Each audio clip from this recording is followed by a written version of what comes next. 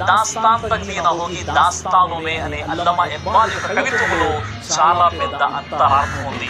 దేశవ్యాప్తంగా hot topic గా మారిన వక్ఫ్ సవరణ బిల్లుకు గురువారం లోక్సభ ఆమోదం తెలిపింది. సుమారు 12 గంటలకు పైగా లోక్సభలో సుదీర్ఘ చర్చ తర్వాత వక్ఫ్ బిల్లుకు ఆమోదం లభించింది. బిల్లుకు అనుకూలంగా 288 మంది, వ్యతిరేకంగా 232 మంది సభ్యులు ఓటేశారు. తర్వాత ఈ బిల్లుపై రాజ్యసభలో కూడా గురువారం అర్ధరాత్రి వరకు సుదీర్ఘ చర్చ జరిగింది. కేంద్ర మైనారిటీ వ్యవహారాల మంత్రి కిరణ్ రిజిజు సమాధానం తర్వాత ఓటింగ్ జరిగింది. బిల్లుకు అనుకూలంగా 128 మంది, వ్యతిరేకంగా 95 మంది ఓటు వేశారు.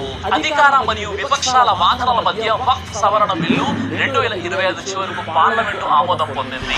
వక్ఫ్ బిల్లుకు జేడీయూ మద్దతు తెలిపినందుకు నిరసనగా 4 నేతలు ఆ పార్టీ సభ్యత్వానికి రాజీనామా చేశారు. ముస్లింలకు వ్యతిరేకంగా ఉన్న ఈ బిల్లుకు జేడీయూ అనుకూలంగా ఓటేయడంతో తాము మనస్తాపానికి గురయ్యామని ఆ పార్టీ అధినేత